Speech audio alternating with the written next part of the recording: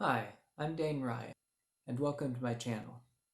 Join me on my journey as I seek to explore the goodness, truth, and beauty of God's creation, and especially of the earth, which God gave us, as Pope Francis puts it in his encyclical Laudato Si, as our common home, and which creation, in its marvels and in its mysteries, is meant to lead us to a knowledge of its Creator, of His glory, His wisdom, and His love. According to sacred scripture, along with man, this creation was also redeemed in Jesus Christ, in whom God was reconciling all things to Himself in heaven and on earth, making peace by the blood of His cross. One day, too, it shall share with man in his salvation in Jesus Christ.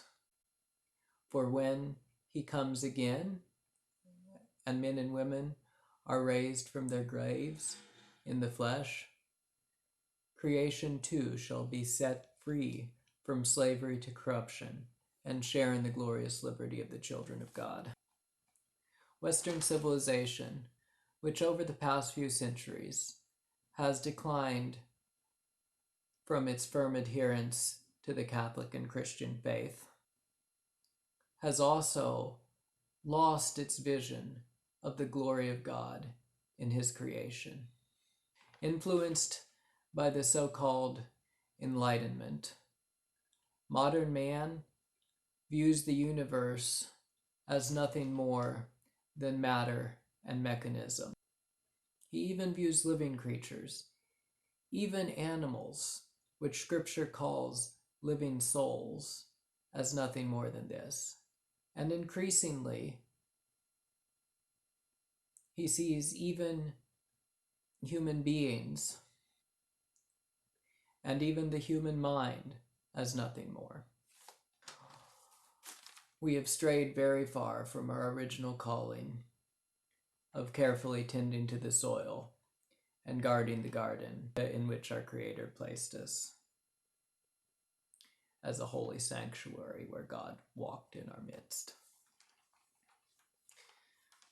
Even in this fallen world, we must show more respect for the earth, the air, and the waters on which our human life depends, from which we and others must sustain themselves.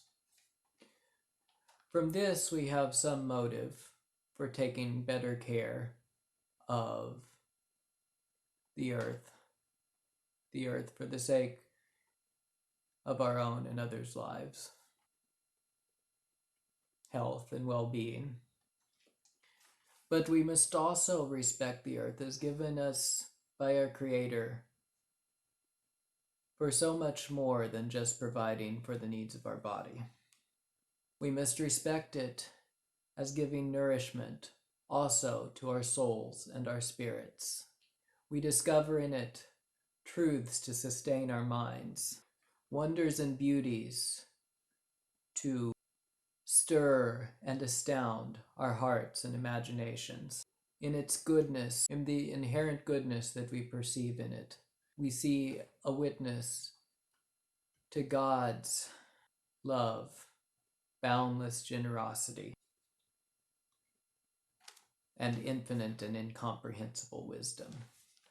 And so, on this channel, I wish to articulate these things as a theological, philosophical, and moral vision, but also to learn to attend to this in my everyday life, in my ordinary encounters with God's creatures.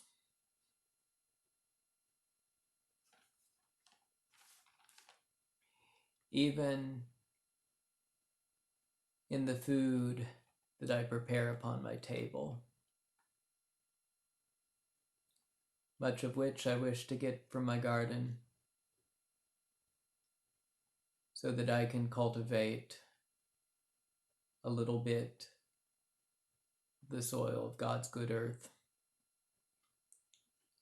and give to my family for their nourishment and enjoyment. And I hope to also show you practical ways in which you can help care for the earth, live a more self-sufficient and sustainable life. We'll cook, we'll garden, we'll ferment. One day perhaps we'll forage. I'll tell you about my experience in growing native wildflowers when I was growing up to help preserve and even restore something of the local environment and of its unique species.